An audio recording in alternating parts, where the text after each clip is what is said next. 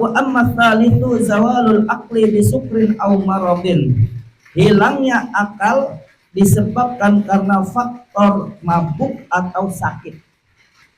Menyentuh laki-laki dengan perempuan, bainahuma di antara keduanya, ghairu mahramin yang bukan mahramnya.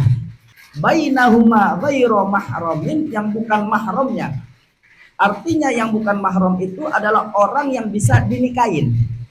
Itu disebut ghairu mahramin. Ada pertanyaan, Ustaz, kalau pasangan suami istri batal nggak wudunya? Dulu saat Sayyidah Aisyah tidur, itu seringkali kakinya menghalangi sujud ketika Rasulullah melaksanakan sholat. Oh, nggak bisa, karena air wudhu banyak, tempatnya dekat, maka kita tidak boleh talfik. Apa itu talfik? Aku mendengar. Kalau udah sami'atu dalam riwayat hadis itu dia langsung. Jadi ketika Rasulullah bersabda, dia langsung dengar. Selama posisi duduknya tidak mengangkat dubur, maka itu tidak batal. Asbabu minna iltiqa'ul khitanaini wa yu'baru anhu aidon bil jima'. Yang pertama, jima. Jima itu apa? Yang tidak boleh adalah min duburihi, melalui dubur, itu nggak boleh, haram. Hati-hati. Alhamdulillah, alhamdulillahirabbil alamin. Wa bihi nasta'inu ala umuri dunya waddin. Wassalatu wassalamu ala asyrafil anbiya'i wal mursalin wa ala alihi wa ashabihi ajma'in. Amma ba'du. Qala Allahu ta'ala fi kitabihil karim, a'udzu billahi minasy syaithanir rajim. Bismillahirrahmanirrahim. Rabbi shrah li sadri wa yassir li amri wa hlul 'uqdatam min lisani yafqahu qawli. Wa qala aidan rabbi zidni ilma warzuqni fahma. Shadaqallahul azim. Yang sama-sama kita hormati dan kita muliakan guru kita Fadilatul Mukarram wal Muhtaram Bapak Kiai Haji Agus Handoko LCMA. Alhamdulillah, mata'anallahu bituli hayati. Beliau telah hadir di tengah-tengah kita, yang sama-sama kita hormati orang tua kita, guru kita, pimpinan kita, Bapak Haji Muhammad Fuhadi beserta Bapak Imanuddin. Semoga Allah senantiasa memberikan kesehatan kepada beliau agar senantiasa bisa membimbing kita, mengarahkan kita untuk senantiasa bekerja lebih baik dan lebih bersemangat lagi. Yang sama-sama kita hormati para manajerial, rekan-rekan karyawan yang alhamdulillah telah hadir di sini di majelis yang mulia dalam rangka menuntut ilmu. Juga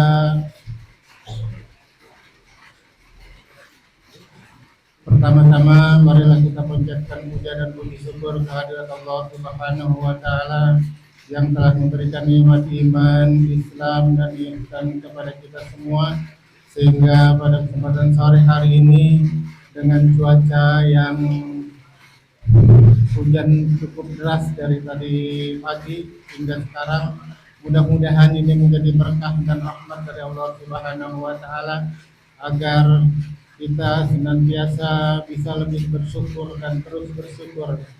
Selawat serta salam senantiasa terlimpah curahkan atas junjungan kita baginda Nabi besar Muhammad sallallahu alaihi wasallam. Semoga kita senantiasa istiqomah menjalankan sunnah-sunnah beliau. Untuk mempersingkat waktu, marilah kita mulai majelis ini dengan pembacaan suratul Fatihah. Kita niatkan Fatihah ini untuk orang-orang tua kita, guru-guru kita, saudara-saudara kita yang telah mendahului kita. Semoga Allah senantiasa menerima iman Islamnya, menerima amal ibadahnya, dan senantiasa menjadikan kuburnya raudhah min riyadil jannah.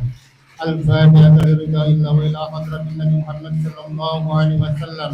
ثم إلى أرواح آبائه وإخوانه من الأنبياء والمرسلين ولكل منهم والصحابة والقرابة والتابعين لهم بإحسان إلى يوم الدين ثم إلى أرواح الأولياء الصالحين والمفسرين والمحدثين والفقهاء والشهداء ومشايخنا في الدين سيما أستاذنا ومربنا وقدوتنا المغفور له يا أيها الذين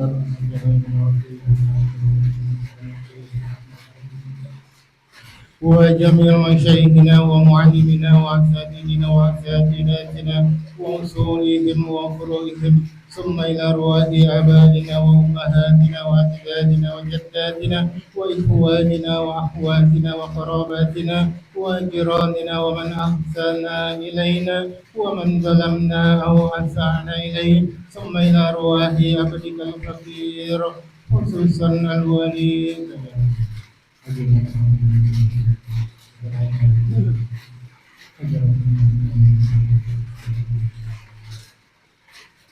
ولجميع المؤمنين والمؤمنات والمسلمين والمسلمات بأن الله يتغسهم برحمته والمغفرة ويسكنهم الجنة وينفعون ويحفظون وينصرون ببركاتهم وأسرارهم وأنوارهم وعلومهم وكراماتهم في الدين والدنيا والآخرة رحمة الله ورضوانه عليهم أجمعين آمين. الفاتحة. أعوذ بالله من الشيطان الرجيم بسم الله الرحمن الرحيم الحمد لله رب العالمين الرحمن الرحيم مالك يوم الدين إياك نعبد وإياك نستعين واهدنا الصراط المستقيم صراط الذين أنعمت عليهم غير المغضوب عليهم ولا الضالين. Amin. Selanjutnya Al-Fatihah kita khususkan untuk semua unit usaha kita yang tergabung dalam Bagus Group dan Ratu Group.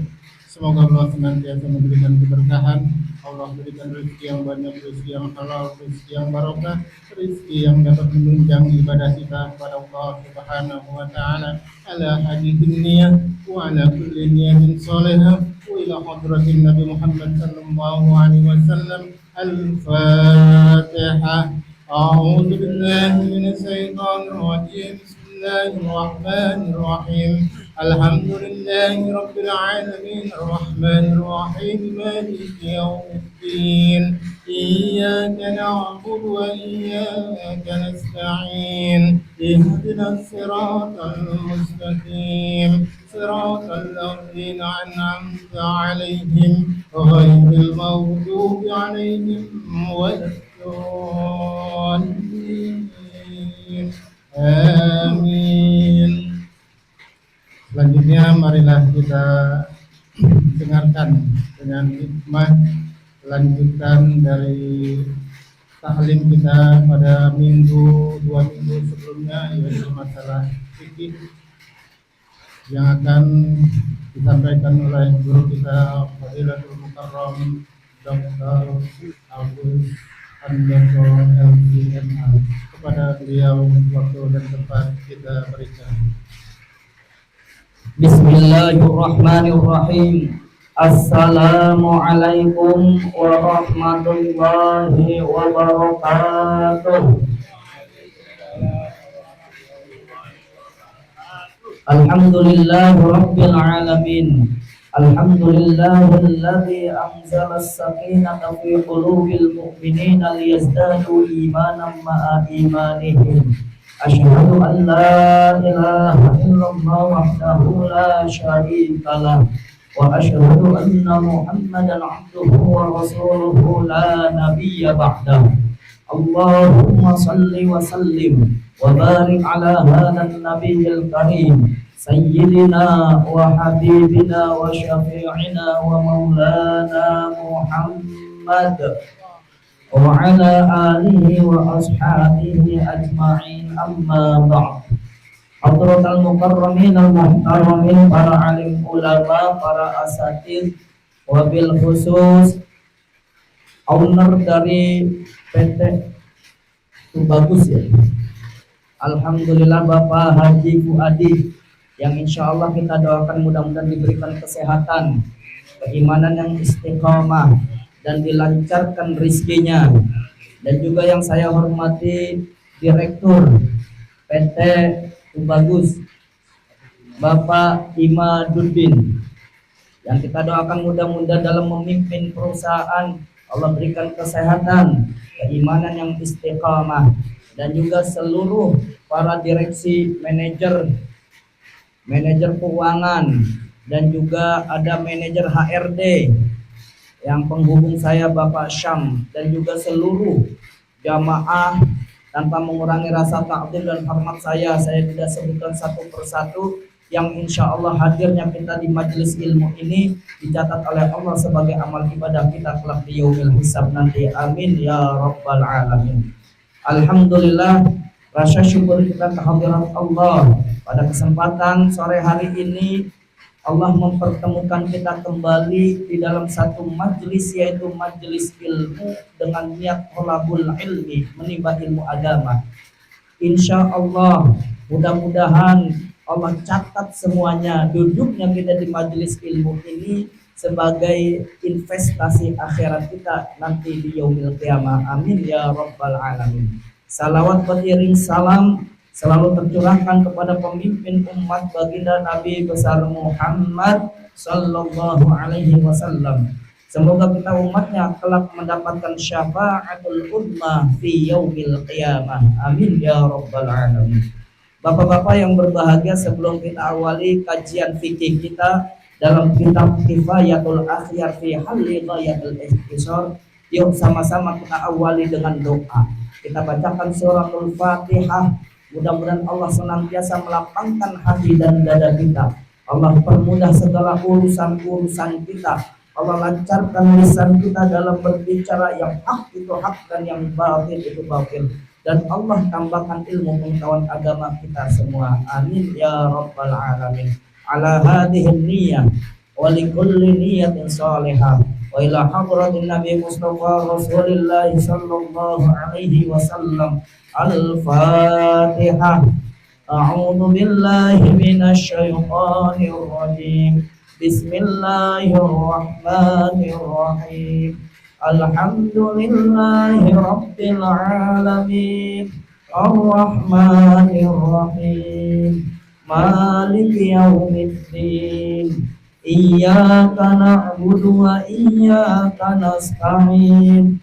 Ihdinas siratal mustaqim. Siratal ladzina an'amta 'alaihim ghairil maghdubi 'alaihim waladdallin. Amin. Ikutin saya. Bismillahirrahmanirrahim.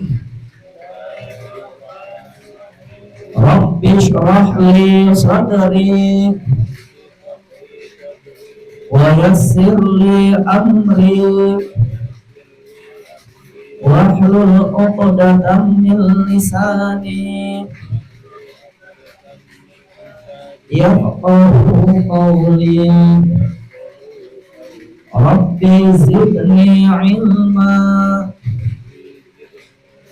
warzuqni fahma. Amin ya rabbal alamin. Gimana kabarnya bapak-bapak sekalian, sehat? Alhamdulillah. Hari ini kita melanjutkan materi kita yang berkaitan dengan masih seputar faslun. Adapun fasal walladzina yanquduna bihi al-wudu, hal-hal yang membatalkan wudu. Kalau kemarin kita sudah sampai poin yang keberapa? Masih ingat kan? Kedua ya. Yang pertama apa? Ingat? Bagus, berarti bagus. Ingatannya masih kuat. Bapak siapa namanya? Padi. Ingatannya masih. Oh. Yang pertama yaitu alladzi yakhruju min sabilaini. Yang pertama, ma kharaja minas sabilaini, sesuatu yang keluar dari dua lubang. Itu. Kemudian yang kedua, an-naumu ala ghairi hay'atil mutamakkin minal ardi maq'aduhu, tidur yang tidurnya posisi duduknya tidak tetap, itu dapat membatalkan wudu. Kemudian itu udah kita bahas ya. Nah, baru masuk yang ketiga sekarang. Yang ketiga, wa amma tsalitsu zawalul aqli bisukrin aw maradin. Hilangnya akal disebabkan karena faktor mabuk atau sakit. Jadi kalau setelah wudhu kemudian kita mabok, habis wudhu kemudian diajak nih, ya, Bang Syam misalnya diajak untuk minum minuman, tapi bukan minuman air putih kayak gini, bukan. Mereknya apa? Enggak pernah minum? Oh, alhamdulillah, enggak pernah minum. Tapi air putih minum. Ya. Contohnya ya, tiba-tiba kita diajak untuk minum, mabok. Setelah wudhu kemudian minum khamr, batal wudhunya. Jadi Ustadz, kan tidak keluar cairan dari dua lubang, tapi ketika kita zawalul akli bisukrin, maka batal wudhunya. Au marodin, atau karena hilangnya akal itu sakit alias gila. Habis wudhu tiba-tiba pengumuman dari KPU, kan dulu tahun 2023 yang lalu kan, apa 2020 berapa tuh? Pilkada 4. Nah, tiba-tiba calon yang diusung, si calonnya ini pilkada ini enggak terpilih. Habis wudhu gila, maka otomatis batal wudhunya. Itu yang disebut zawalul akli bimatodin, hilangnya akal atau kesadaran disebabkan karena faktor sakit karena gila. Nah ini kemudian dijelaskan kembali, walam surrajulil mar'ata min ghairi ha'ilin bainahuma ghairu mahramin fil asahhi. Menyentuh laki-laki dengan perempuan, bainahuma, di antara keduanya, ghairu mahramin, yang bukan mahramnya, ghairu ha'ilin, tanpa penghalang, maka batal wudhunya. Contoh misalnya kita setelah wudhu kemudian kita bertemu dengan teman tapi lawan jenis, perempuan. Misalnya contoh Pak, siapa nama Pak? Pak Mandali. Ketemu dengan stafnya yang perempuan, mau pulang stafnya cium tangan, Pak Mandali sudah wudhu. Atau Pak Haji Fuadi misalnya, kan kalau staf misalnya kan cium tangan, tiba-tiba setelah wudhu cium tangan tanpa ada penghalang. Penghalang itu kayak misalnya apakah kain, sorban, langsung bersentuhan kulit ketemu kulit. Bainahuma ghairu mahramin, yang bukan mahramnya. Artinya yang bukan mahram itu adalah orang yang bisa dinikahin. Itu disebut ghairu mahramin. Siapa dia? Siapa saja yang bisa dinikahin, maka itu dapat membatalkan wudhu. Kalau yang mahram itu apa? Orang yang haram. Siapa aja orang yang haram dinikahin? Ibu kandung, ayah kandung, anak kandung, kemudian mertua, menantu, kemudian kakek kandung, nenek kandung, maka mereka itu disebut mahram, haram dinikahin. Ketika kita ketemu salim atau bersalaman, tidak batal wudhu kita. Ada pertanyaan, Ustaz, kalau pasangan suami istri batal nggak wudhunya? Pak Mastur, batal nggak? Batal. Kenapa? Karena istri awalnya orang lain yang boleh kita nikahin, tapi kan udah ijab dan qabul. Justru itu orang lain yang bisa ijab dan qabul dalam pernikahan, itu rumusannya batal. Maka di dalam kitab Kifayatul Akhyar dijelaskan lamsur rajulil mar'ata min ghairi ha'ilin bainahuma ghairu mahramin fil asahhi, sesuai dengan riwayat yang sahih itu dijelaskan pada saat firman Allah Subhanahu wa taala, ya, liqaulihi ta'ala aula mastumun nisa dalam surah Al-Maidah, atau menyentuh atas kalian an-nisaa perempuan. Apa yang disebut yaitu lamsu rajulil basyara imra'atan mustahatun ghairu mahramin, yang dimaksud adalah menyentuh laki-laki dengan perempuan secara kontak langsung, kulit bertemu dengan kulit. Basyara itu kulit ketemu dengan kulit. Dengan apa? Mustahatun ghairu mahramin, yang akhirnya menimbulkan syahwat. Ustaz, kalau nggak nimbulin syahwat gimana? Kan gitu. Ada orang berpendapat kemudian Rasulullah pernah menyentuh kaki Sayyidah Aisyah radhiyallahu anha pada saat mau melaksanakan sholat qiyamul lail, sholat malam, tahajud. Dulu yang dimaksud rumah Rasulullah itu yang sekarang menjadi makbaroh, kuburan Rasulullah beserta dua sahabat Nabi, yaitu Sayyidina Abu Bakar dan Sayyidina Umar bin Khattab radhiyallahu anhu. Dulu itu rumah Rasul, saking kecilnya tuh. Pemimpin umat Islam punya rumah kecil yang sekarang kalau kita lihat raudhah. Bapak tahu raudhah? Di antara mambaina mimbari wa baiti, kata Rasulullah dalam riwayat Imam Muslim, di antara mimbarku dan rumahku. Nah, makanya disebutnya baiti, yang sekarang jadi kuburan Rasulullah tuh, yang kalau kita masuk ke Masjid Nabawi, raudhah itu antara mimbar dengan rumah Rasulullah. Maka disebutnya raudhah min riyadil jannah, taman dari taman surga. Nah, dulu saat Sayyidah Aisyah tidur, itu seringkali kakinya menghalangi sujud ketika Rasulullah melaksanakan sholat. Saking kecilnya, Pak.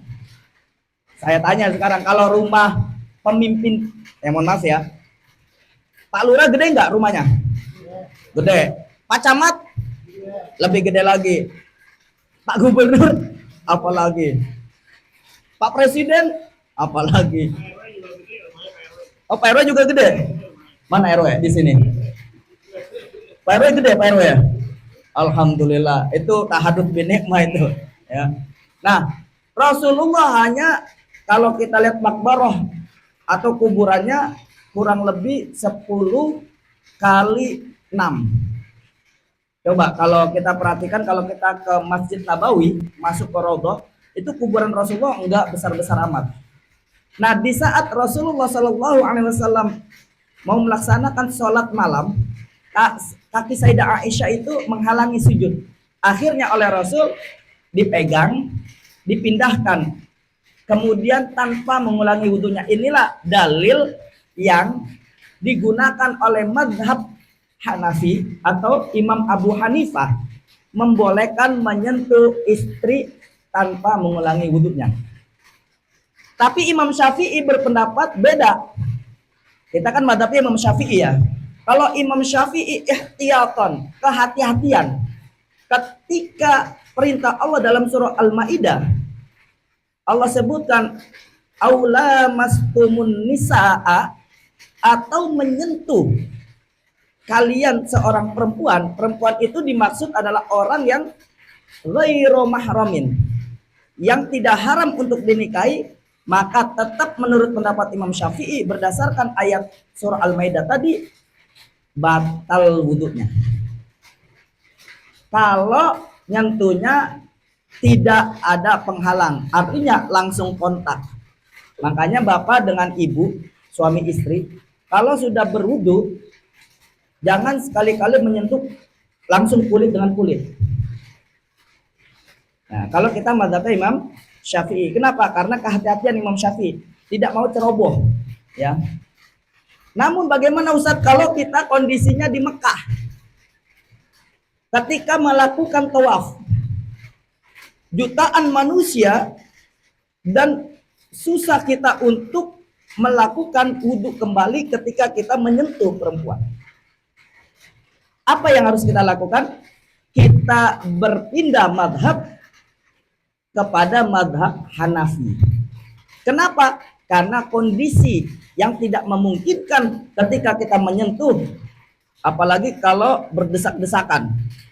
Bapak Ibu kalau perhatikan tawaf itu antara orang seluruh dunia itu akan tidak memperhatikan sentuhan laki-laki dengan perempuan lawan jenis. Mereka langsung wah gesek-gesekan, dorong-dorongan. Nah, kalau kita kan ketika tawaf kan kecil-kecil, itu mudah sekali digini. Apalagi orang Afrika, orang-orang negro kan gede-gede badannya. Ketika kita lagi tawaf mengelilingi Ka'bah, ada perempuan Afrika kemudian menyentuh kita, maka kita yakin nggak batal. Kenapa? Karena kita menganut pada saat itu mazhab Hanafi, karena dalilnya Sayyidah Aisyah pernah dipegang oleh Rasul kakinya untuk Rasulullah melakukan sujud pada saat sholat malam. Oke, tapi bagaimana kalau dalam keadaan yang normal? Kita kembali lagi mazhab Syafi'i.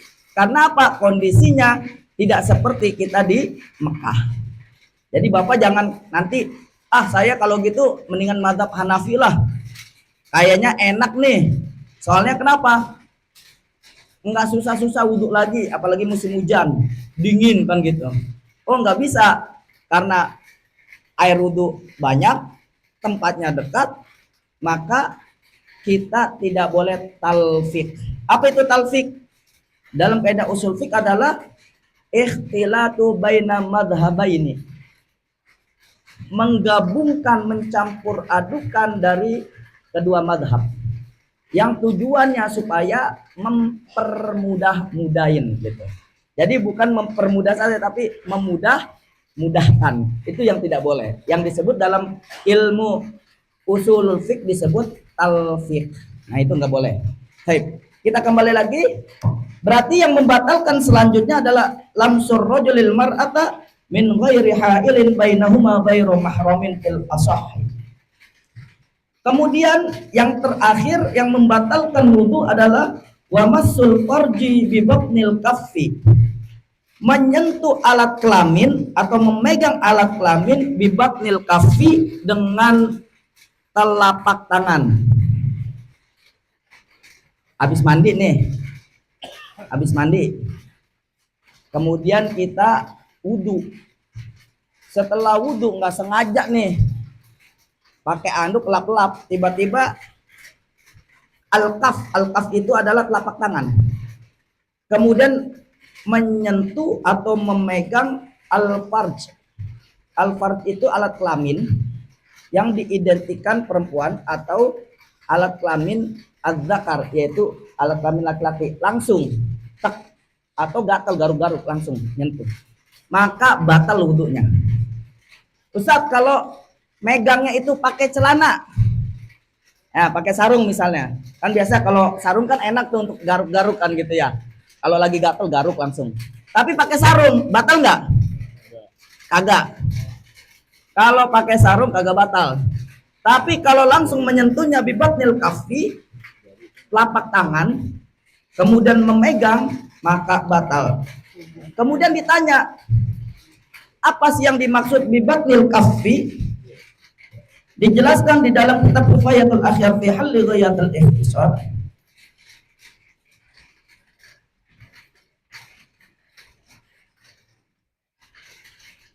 Wa dhahaba ba'dul ulama'i ila anna al-massa la yanqudu muhtajan bi hadits tuliqa wa hujjatu Syafi'iyyah haditsun Basrah binti Safwan radhiyallahu anhuma qalat sami'tu Rasulullah sallallahu alaihi wasallam yaqulu man massa dzakarahu falyatawadda.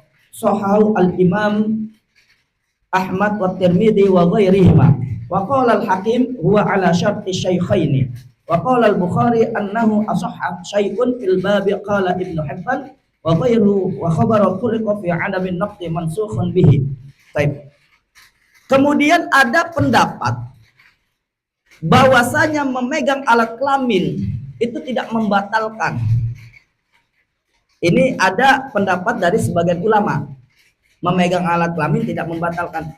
Tapi hujah tersebut ditentang oleh Imam Syafi'i. Menurut Imam Syafi'i, disebut masud zakari, menyentuh atau memegang alat kelamin tetap batal. Kenapa? Karena hujjatus Syafi'iyah haditsul Basrah binti Sofwan radhiyallahu anha. Hujjah yang menyatakan bahwasanya batalnya memegang alat kelamin dengan telapak tangan langsung karena bersumber dari riwayat Basrah binti Sofwan radhiyallahu anhuma. Qalat, berkata Basrah binti Sofwan, sami'tu, aku mendengar. Ya, kalau udah sami'tu dalam riwayat hadis itu dia langsung. Jadi ketika Rasulullah bersabda dia langsung dengar. Kayak misalnya Pak Haji Fuadi memerintahkan anak buahnya, seluruh karyawan datang tepat waktu misalnya. Kemudian Bang Syam mendengar perintah dari Pak Haji Fuadi, seluruh karyawan datang tepat waktu. Akhirnya oleh Bang Syam dibuat aturan, karyawan datang tepat waktu. Itu dari siapa sumbernya? Dari Pak Haji Fuadi, karena langsung didengarkan oleh Pak Haji Syam misalnya. Itulah yang disebut sami'tu, aku mendengar langsung.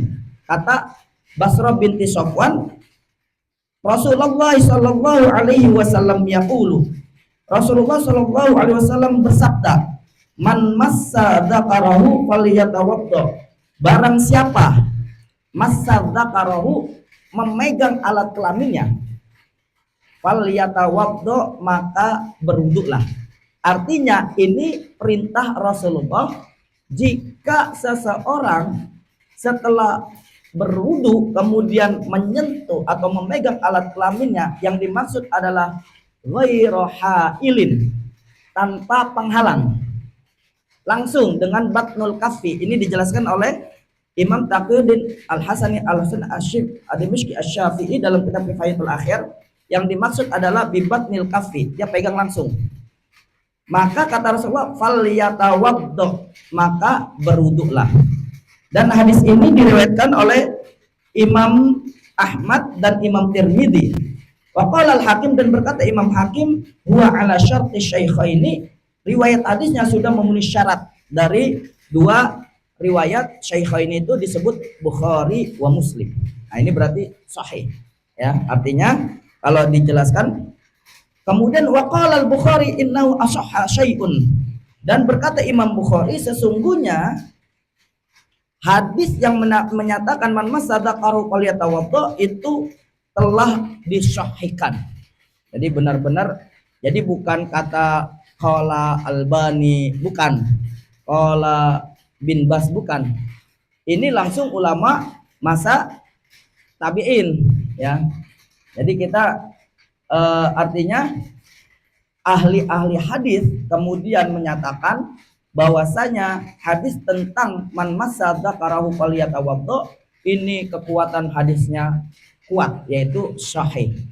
Makanya bapak-bapak kalau misalnya ada pertanyaan nih, Ustaz, saya habis berwudu kemudian andukan, ketika andukan tangan saya menyentuh alat kelamin, batal nggak?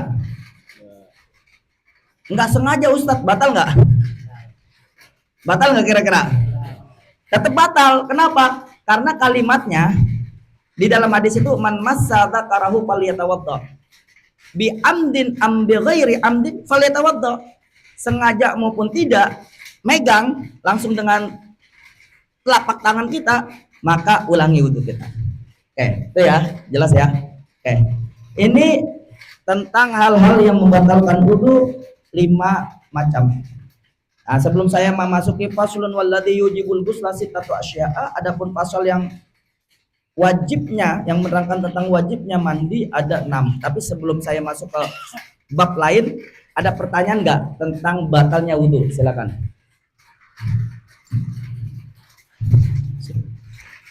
Assalamualaikum warahmatullahi wabarakatuh. Waalaikumsalam warahmatullahi wabarakatuh.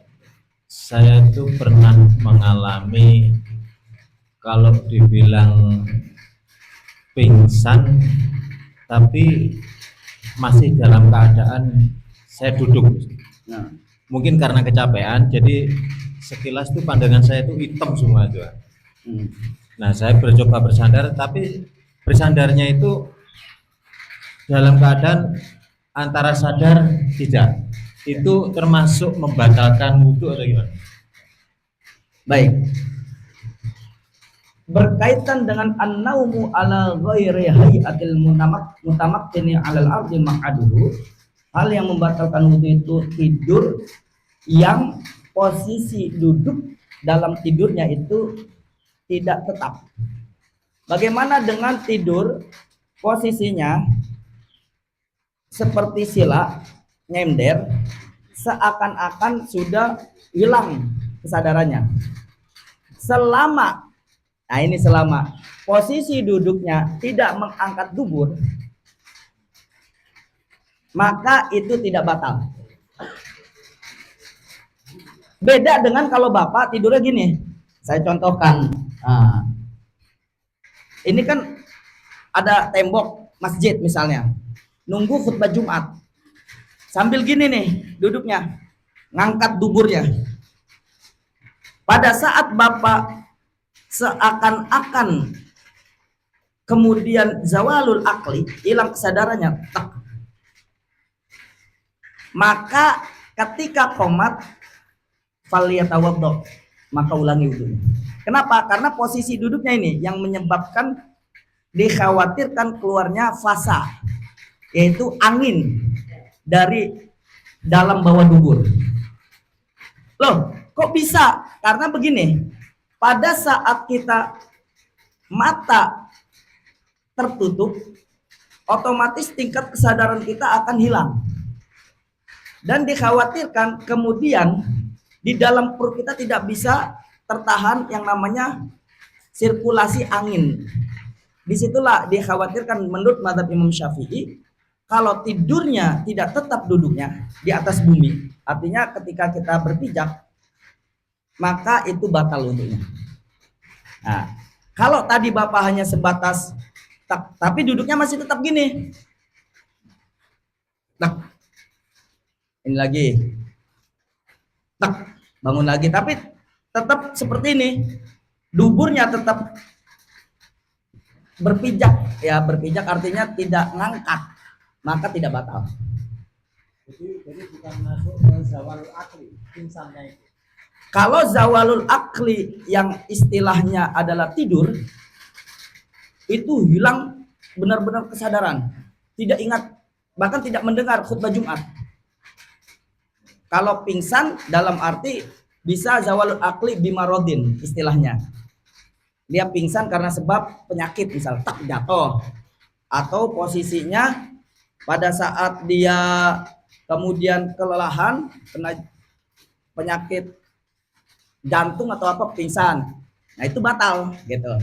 Tapi kalau istilahnya zawalul akli yang istilahnya kemudian tidak menyebabkan bisukrin au marodin, itu tidak batal.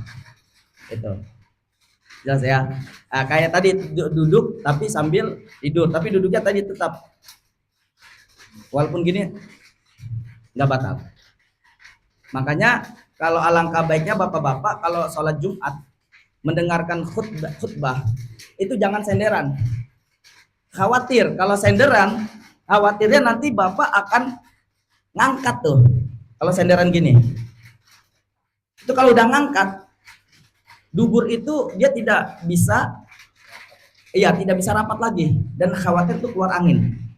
Nah itu. Oke, ada lagi yang lain? Bagus pertanyaannya. Yang lain silakan. Ibu-ibu.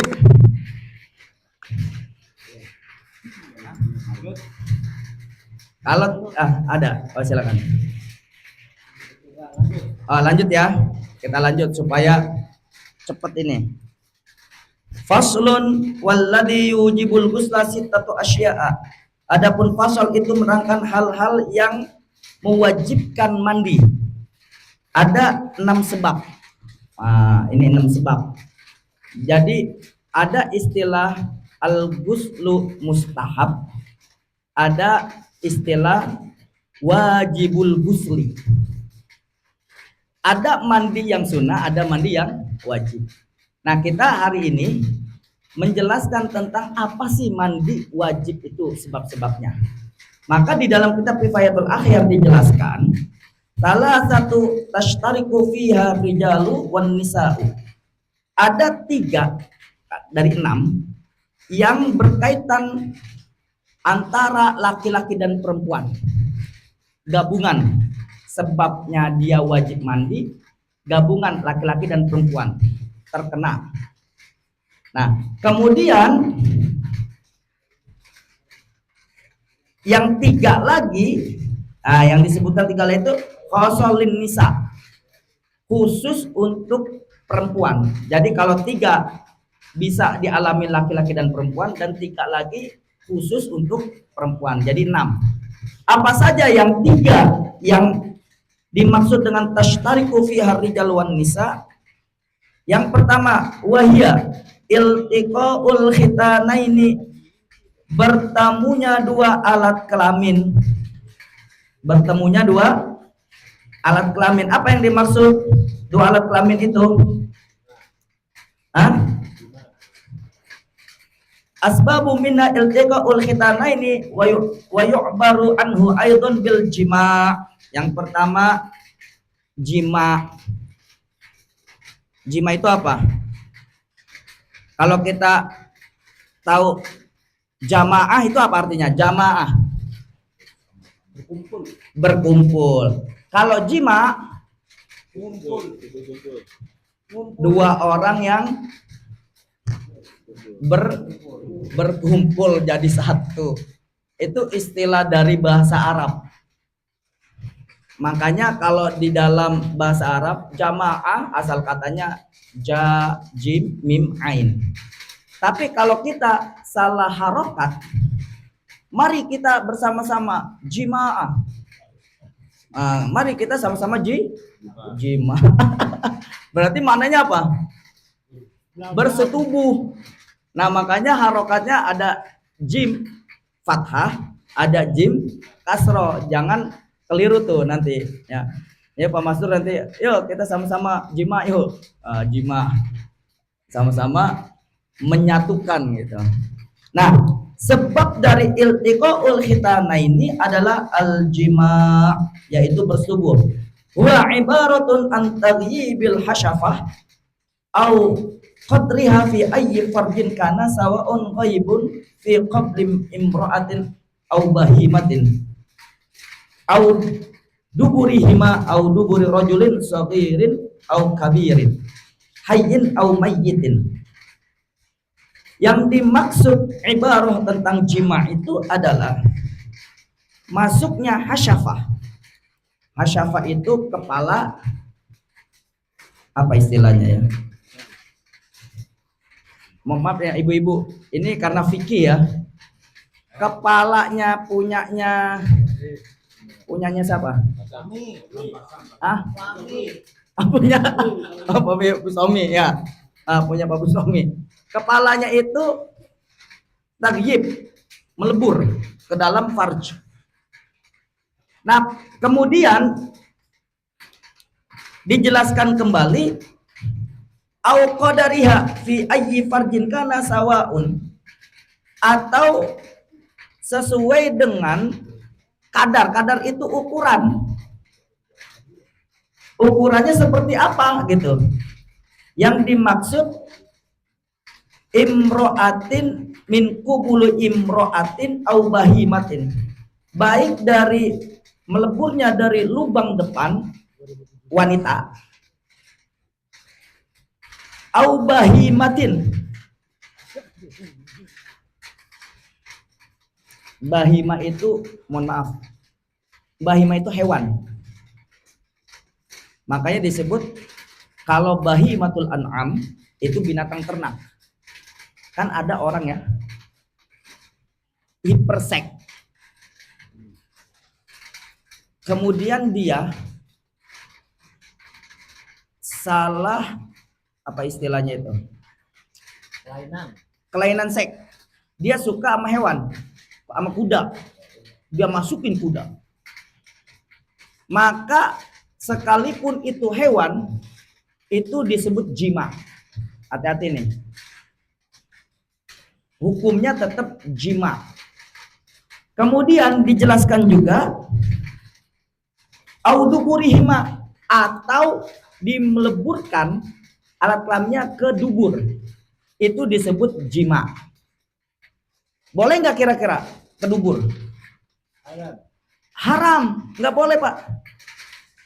Makanya dijelaskan dalam ayat Al-Quran, a'udzubillahi minasyaitonirrajim, dalam surah An-Nisa, nisa'ukum harthul lakum fa'tu harthakum annasyi'tum. Wanita-wanita kalian atau istri-istri kalian adalah sawah ladang kalian. Maka garapilah sawah ladangmu, atau faktu itu bisa menggarap, bisa datang kepada sawah ladangmu annasyi'tum, sesuai dengan keinginanmu.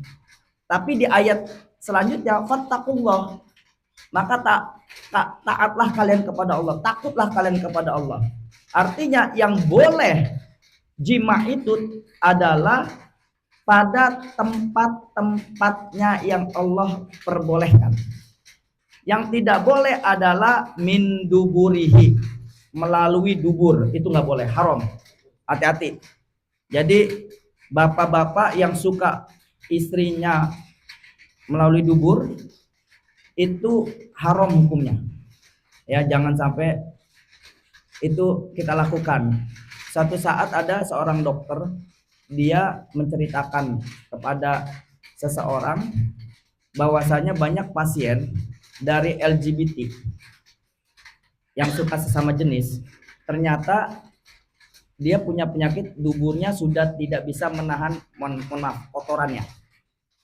Jadi ketika dia makan langsung kotorannya itu keluar. Akhirnya dia pakai apa? Pampers untuk menahan kotorannya. Kenapa? Sebabnya kata dokter spesialis kelamin tadi, dia mengatakan dia punya kebiasaan memasukkan alat kelamin ke dalam dubur. Jadi karena kebiasaannya itu duburnya udah longgar, dol. Istilah dol lah kalau bahasa Betawi ya, udah dol. Kalau udah dol itu dia makan nih, kemudian sampah atau istilahnya kotoran yang sisa makan itu langsung keluar. Kalau kita yang normal kan masih ada apa? Kunci atau istilah pintu untuk menahan. Ketika kita sakit perut baru keluar.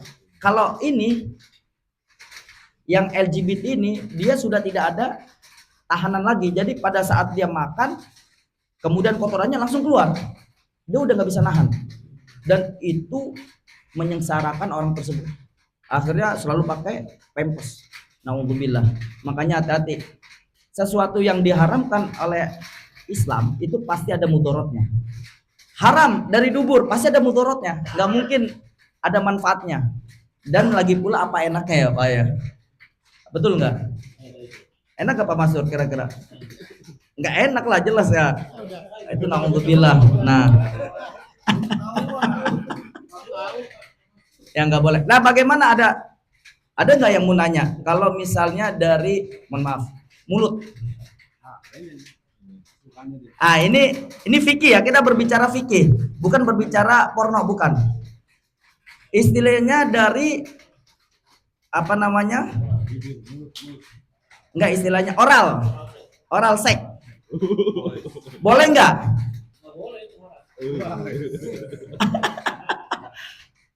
Hati-hati. Rasulullah pernah ditegur oleh Allah. Ya ayyuhar rasul, lima tuharrimu ma ahallallahu laka tabtagi mardata azwajika. Di ayat lain, ya ayyuhan nabiyyu lima tuharrimu ma ahallallahu laka tabtagi mardata azwajika. Wahai nabi, lima tuharrimu, kenapa engkau haramkan ma ahallallahu laka, sesuatu yang aku halalkan kepadamu, tabtagi mardata azwajika, karena engkau ingin mendapatkan kesenangan istrimu. Jadi sesuatu yang halal itu oleh Nabi nggak mau, padahal itu halal. Ya, itu asbabun nuzulnya. Waktu itu ada salah satu istri Rasulullah itu tidak suka asal. Asal itu apa? Al asal itu adalah madu. Maka akhirnya Rasulullah tidak mau mengkonsumsi madu. Itu nggak boleh. Oke, sekarang kembali lagi, oral itu boleh nggak? Oral itu boleh nggak? Yang tidak boleh adalah jima min kibalid dubur, berhubungan dari dubur yang tidak boleh. Sedangkan oral itu diperbolehkan. Makanya ada disebut al-ananiyu. Al-anani itu onani. Onani itu bisa melalui mulut, bisa melalui tangan. Yang nggak boleh adalah ketika onani atau al-ananiyu biyadihi. Dalam istilah fikih itu kalau onani melakukan dengan tangannya sendiri nggak boleh.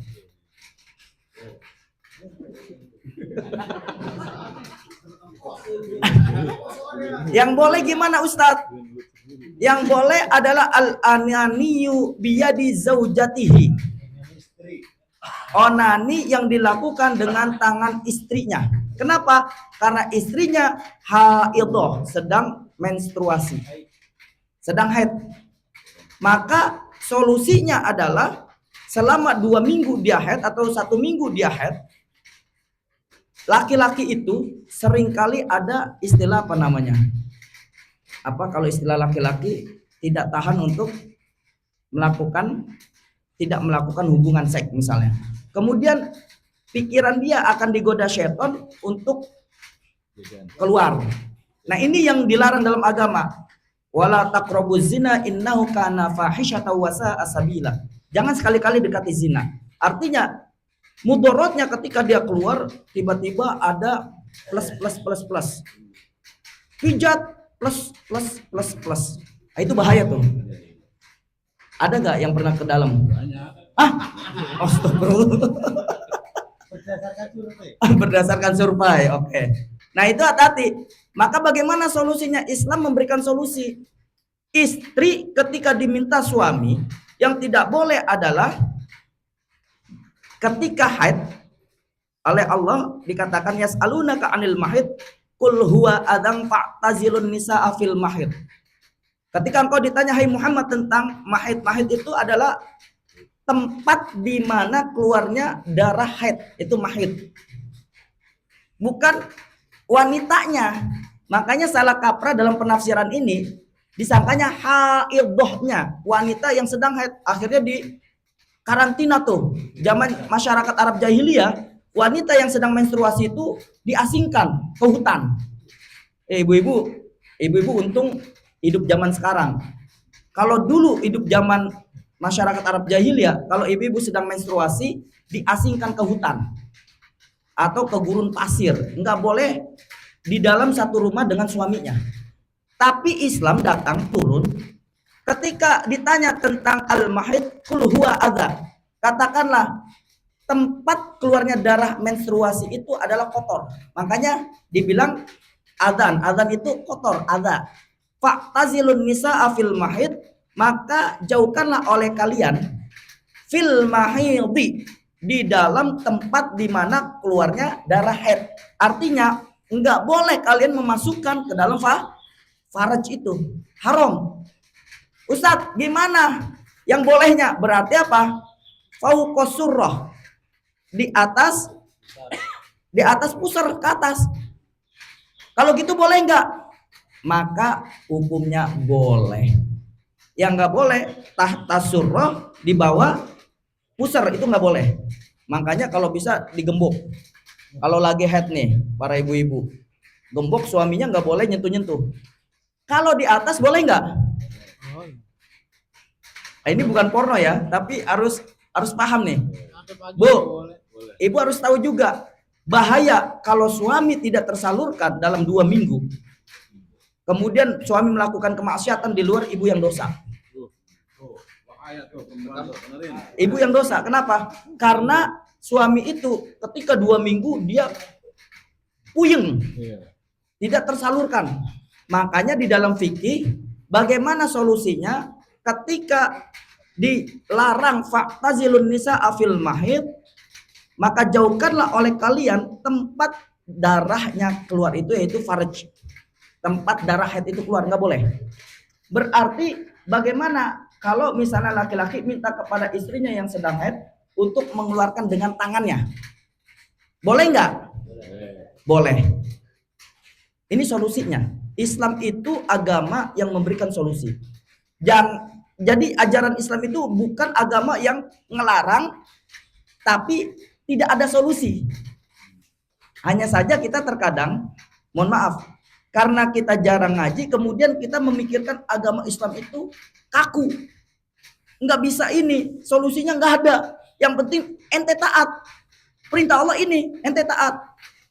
Padahal Allah memberikan solusi kepada umatnya. Nah makanya itu yang disebut al-ananiyu, yang diperbolehkan ketika haid itu adalah biyadi zaujatihi, dengan tangan istrinya, itu yang boleh. Kalau istrinya nggak mau, dosa istrinya. Kenapa? Karena pada saat itu laki-laki harus minta dikeluarkan, akhirnya dia mengeluarkan dengan tangannya sendiri, dosa dia. Nggak boleh, Pak. Iya, nggak boleh. Jadi kalau bapak sendiri pakai tangan campur sabun, ya betul nggak? Oh, kadang-kadang pakai minyak bisa aja. Kemudian sampai mengeluarkan, maka 4 madhab, ya kecuali Imam Abu Hanifah. Dalam madhab Hanafinya itu hukumnya makruh, sedangkan 3 madhab Imam Maliki, yaitu Imam Malik bin Anas, Imam Muhammad bin Idris Asy-Syafi'i, Imam Syafi'i, dan Imam Ahmad bin Hambal atau madhab Hambali, ketiganya menghukumi haram kalau onani melakukan dengan tangannya sendiri. Kalau madhab Hanafi menyatakan dia makruh, kenapa? Karena untuk menghindari zina. Gitu. Ini madhab Imam Abu Hanifah. Nah, kembali lagi berkaitan dengan hal-hal yang menyebabkan orang wajib mandi itu disebabkan iltiqaul khitanaini, bertemunya 2 alat kelamin, disebabkan jima. Yang kedua adalah al-ananiyu, yaitu mengeluarkan sperma karena faktor onani, dan yang ketiga adalah al-muhtalimu. Ini masih dalam satu tahap iltiqaul khitanani, ya. Yang ketiga adalah bermimpi basah. Jadi mimpinya itu bertemunya 2 alat kelamin juga. Ada pertanyaan, kalau kita belum masuk, baru ketok di depan pintunya doang, tiba-tiba ada tamu, nggak jadi tuh, tapi kita sudah nempel, wajib mandi nggak? Coba, ini harus dijawab nih. Iya, makanya tadi, bagaimana hukumnya ketika seseorang laki-laki dan perempuan, suami dan istri, sudah kemudian ingin melakukan dan udah nempel antara 2 alat kelamin, namun belum dukhul, istilah fikih itu dukhul, masuk. Tiba-tiba Pak Mastur datang bertamu ke Pak Syam, Assalamualaikum. Pak Syam akhirnya nggak jadi. Nggak jadi, Waalaikumsalam, tapi udah menyentuh, wajib mandi nggak? Ayo, siapa yang menyatakan wajib, tunjuk tangan. Tuh, 2, 3, 4, 5, 6, 7. Siapa yang menyatakan tidak wajib mandi karena belum masuk? Siapa? Siapa yang abstain? Kayak anggota dewan aja abstain. Oke, jawabannya ketika sudah bertemunya, istilahnya bertemunya 2 alat kelamin, keluar maupun tidak keluar, wajib mandi. Maka di dalam kitab Kifayatul Akhyar disebutkan iltiqaul khitanaini, bertemu kan gini, tak, bukan sampai keluar. Nanti kalau sampai keluar ada pembahasannya lagi. Baru bertemu saja di depan pintunya, nggak jadi, karena ada tadi Pak Mastur bertamu kepada Pak Syam nggak jadi, maka Pak Syam tetap wajib mandi. Oh, ganggu aja sih ya Pak Mastur. Nah itu, jadi iltiqaul khitanani. Itu solusinya, betul kata Pak Haji Hadi. Habis pulang terusin. Nah, apa sekarang yang menyebabkan wajib mandi wal aslu fi dzalika haditsun Aisyah radhiyallahu anha anna Rasulullah sallallahu alaihi wasallam qala idzal taqal khitanani aw massal khitanul khitana wajabal ghuslu fa'altuhu ana wa Rasulullah sallallahu alaihi wasallam faghtasalna. Nah, ini dalilnya nih. Jadi sumbernya dari Sayyidah Aisyah. Menariknya dalam riwayat hadis itu yang menjelaskan tentang perbuatan Rasulullah hubungan dalam rumah tangga kebanyakan dari istrinya. Enggak mungkin sahabat Nabi Abu Hurairah, Abdullah bin Abbas, Abdullah bin Mas'ud, Abdullah bin Ka'ab kemudian ngintip Rasulullah lagi ngapain. Enggak mungkin. Bertanya juga malu kan tentang hubungan badan, enggak mungkin. Maka yang kita bersyukur nih jadi tahu bagaimana sunnah Rasulullah Shallallahu Alaihi Wasallam di dalam hubungan suami istri itu dari Sayyidah Aisyah radhiyallahu anha. Makanya ada kaum Syiah membenci banget sama Aisyah. Kenapa mereka benci? Karena disebutnya bukan ahlul bait. Keliru. Sahabat Nabi semua tidak boleh ada yang benci. Kepada sahabat-sahabat Nabi semuanya harus kita hormati. Sayyidina Abu Bakar Siddiq radhiyallahu anhu. Khalifah yang kedua siapa? Sayyidina Umar bin Khattab radhiyallahu anhu. Khalifah ketiga Sayyidina Utsman bin Affan radhiyallahu anhu. Khalifah yang keempat Sayyidina Ali bin Abi Thalib karamallahu wajhah. Nah, ini beda sendiri. Kenapa disebut karamallahu wajhah Sayyidina Ali? Tahu gak Pak? Ini dalam sejarahnya Sayyidina Ali itu wajahnya dan pandangannya dalam seumur hidupnya tidak pernah melihat alat kelaminnya sendiri. Bahkan jangankan alat kelamin orang lain, alat kelaminnya sendiri tidak pernah dilihat. Sehingga Allah memuliakan wajahnya Sayyidina Ali. Sekarang pertanyaannya, kita berapa kali ngelihat, mohon maaf, alat kelamin kita kalau lagi mandi? Digosok, dilihat lagi, gosok, lihat lagi. Nah, kalau Sayyidina Ali tidak pernah sama sekali. Sahabat yang lain mungkin ngelihat, tapi kalau Sayyidina Ali tidak pernah, karena wajahnya dia malu kalau melihat kelaminnya sendiri. Apalagi, mohon maaf, alat kelamin orang lain. Makanya Allah muliakan wajahnya, disebut karamallahu wajhah. Nah itu. Oke. Dari keempat itu sahabat Nabi tidak boleh ada orang yang mencaci memakinya. Maka disebut oleh Rasulullah khairul qurun qarni wa ashabi, sebaik-baiknya masa adalah masaku kata Rasul dan masa para sahabatku. Nah, itu sebaik-baik masa. Makanya dijamin oleh Allah Nabi dan para sahabatnya adalah ahlul jannah. Nah, baik. Kemudian kalau tadi kita kembali lagi bersumber dari Sayyidah Aisyah radhiyallahu anha, semoga Allah meridainya, anna Rasulullah sallallahu alaihi wasallam, sesungguhnya Rasulullah sallallahu alaihi wasallam qala, bersabda, idzal taqal khitanani, apabila bertemunya dua alat kelamin, tadi bertemu, tadi belum keluar, baru bertemu doang, au massal khitanul khitana, atau bersentuhan, bertemu baru tuk gitu, bersentuhan. Massa itu bisa dimaknakan megang, bisa maknakan menyentuh. Au massal khitanal khitanu wajabal ghuslu, maka wajib mandi kata Rasul. Fa'altuhu ana wa Rasulullah sallallahu alaihi wasallam fagtasalna. Kata Sayyidah Aisyah, aku melakukan dengan Rasul, maka setelah itu kami mandi. Ini dalilnya. Ini hujahnya dari Sayyidah Aisyah. Maka kalaupun kita belum keluar mani atau sperma, pada saat sudah sentuhan langsung, Bapak tetap wajib mandi. Tanggung ya, baru sentuhan doang masa mandi, sekalian aja habis tamunya pulang lanjut lagi. Tapi pertanyaannya, masih mood apa enggak kan gitu. Terkadang istri udah enggak mood kan gitu. Atau apalagi yang datang tamunya nagih utang, wah itu udah hilang moodnya tuh kan gitu.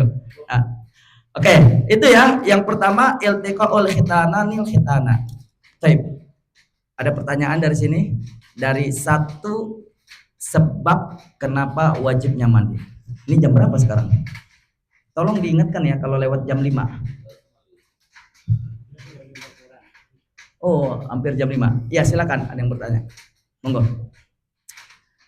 Mungkin Pak Haji Pak Adi ingin menambahkan Bu-ibu, atau Pak Direktur?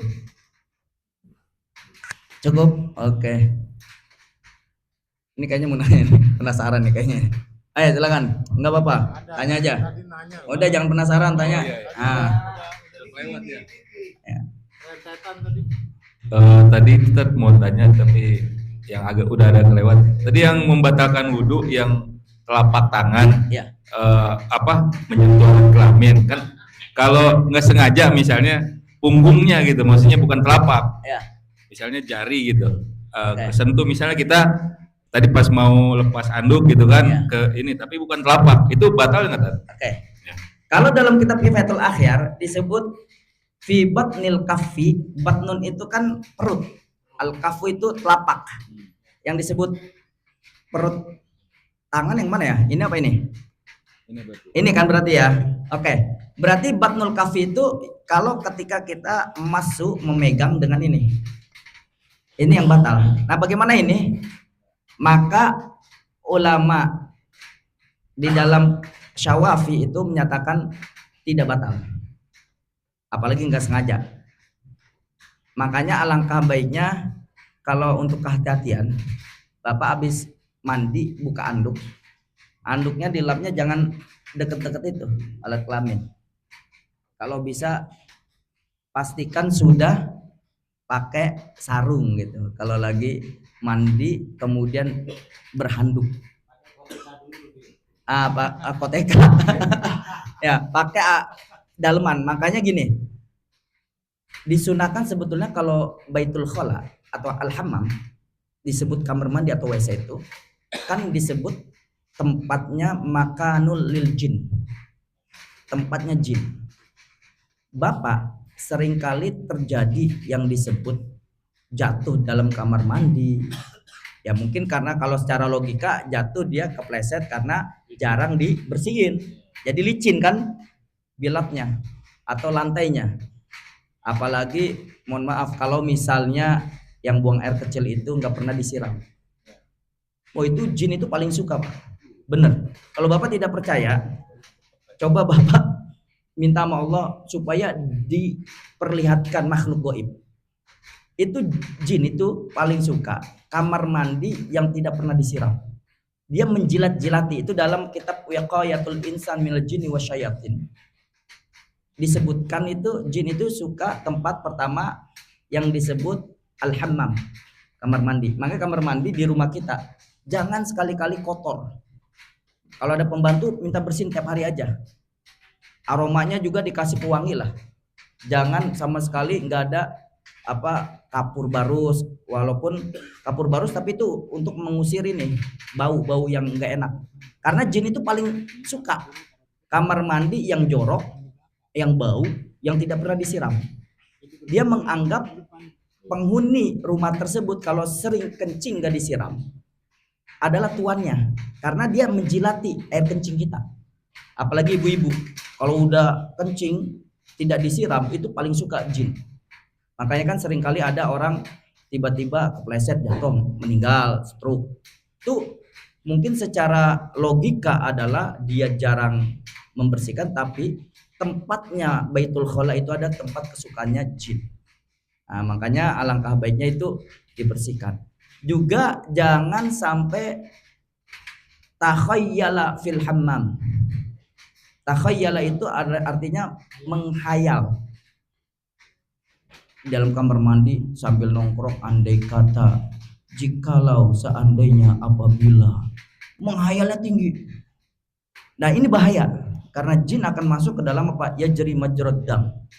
Karena kita kan di dalam kamar mandi kan tidak diperkenankan untuk membaca Al-Quran.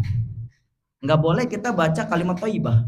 Asma Allah aja nggak boleh dibaca dalam WC Pak. Berarti kan kosong tuh kita. Jin itu paling mudah Pak masuk ke dalam jiwa manusia yang ketika jiwanya kosong. Makanya kamar mandi tempatnya jin. Nah, oleh karena itu ketika posisinya kita tadi mandi, alangkah baiknya kita nutup. Kalau orang tua dulu kita pakai kain, tapi kan nggak enak ya, mandi pakai kain gitu nggak enak, kan plong. Yang penting pintunya ditutup, orang tidak ngelihat. Tapi mengawali masuknya kita ke dalam kamar mandi, Rasulullah menganjurkan kita doanya apa? Allahumma inni a'udzubika minal khubusi wal khaba'ith. Ya Allah, aku berlindung kepadamu minal khubus wal khaba'ith. Kalau makna fikih ya, berbicara fikih ini, bukan berbicara yang lain. Karena nanti ada dari sisi tasawuf, dari sisi ketauhidan, itu beda lagi. Kalau fikih, berbicara fikih itu hukum syariat. Apa yang dimaksud khubus? Khabithun itu apa? Anta khabithun, keburukan, kejelekan. Jadi perilaku keburukan yang dilakukan oleh diri kita. Makanya berbicara sesuatu yang buruk itu adanya dalam kamar mandi. Wal khaba'ith itu jamak taksir dari khabithun, kotoran. Jadi dalam sifat buruk dan dalam seluruh kotoran dalam diri kita itu kita berlindung kepada Allah. Jangan sampai kita buang kotoran, kemudian kita biarkan kotoran itu, kemudian tidak kita hilangkan langsung. Artinya ada orang yang sengaja buang air kecil nggak disiram, nah itu yang bahaya. Makanya kita minta perlindungan kepada Allah supaya apa? Kita dijadikan manusia yang selalu bersih dari kotoran, baik kotoran secara zahir maupun kotoran secara batin kita. Sifat-sifat madzmumah kita, sifat-sifat buruk kita dalam diri manusia. Nah itu doa dalam kamar mandi. Makanya Bapak jangan sampai lupa doa. Masuk kamar mandi doa. Minimal ta'awud. A'udzubillahi minasyaitonirrajim. Minimal itu. Kalau nggak hafal ya doa mau masuk kamar mandi. Kenapa? Untuk melindungi kita dari godaan syaitan tadi. Nah, saya kira itu ya. Ada lagi yang lain? Cukup ya, karena udah disediakan. Sekarang apa menunya? Jiko ya Pak Haji ya. Jiko baik. Ada bakso juga, masya Allah. Ya mumpung panas ya. Jadi jangan sampai nanti cepet dingin. Baik, kita akhiri dengan kita doa kepada Allah. Insya Allah nanti kita lanjutkan pada pertemuan berikutnya, masih dalam seputar sebab-sebab mandinya, wajib mandi. Insya Allah nanti kita ketemu lagi pada pertemuan berikutnya. Yuk kita akhiri dengan doa, diawali dengan istighfar. Astaghfirullah Rabbal baraya, astaghfirullah minal khataya, astaghfirullah Rabbal baraya, astaghfirullah minal khataya. Allahumma sholli wa sallim wa barik ala sayyidina Muhammad wa ala alihi wa ashabihi ajma'in. Allahumma ighfir lil mu'minina wal mu'minat wal muslimina wal muslimat al ahya'i minhum wal amwat. Allahumma a'inna ala dzikrika wa syukrika wa husni ibadatik. Allahumma la tada' lana fi hadha majlisina dhanban illa ghafarta wa la hamman illa farajta wa la daynan illa qadaita wa la maridan illa syafaita wa la aiban illa sattarta wa la hajatan min hawaijid dunya wal akhirati illa qadaitaha wa yassartaha ya arhamar rahimin. Rabbana zalamna anfusana wa illam taghfir lana wa tarhamna lanakunanna minal khasirin. Rabbana hab lana min azwajina wa dhurriyyatina qurrata a'yunin waj'alna lil muttaqina imama. Rabbighfir lana wa liwalidayna warhamhuma kama rabbayana shighara. Rabbana taqabbal minna innaka antas samiul alim wa tub 'alaina innaka antat tawwabur rahim. Rabbana atina fid dunya hasanah wa fil akhirati hasanah wa qina 'adzabannar. Wa sallallahu ala sayyidina Muhammad. Subhana rabbika rabbil izzati amma yasifun wa salamun alal mursalin walhamdulillahi rabbil alamin. Terima kasih, mohon maaf usikum wa nafsi bi taqwallah wallahu muwaffiq ila aqwamit thoriq. Assalamualaikum warahmatullahi wabarakatuh.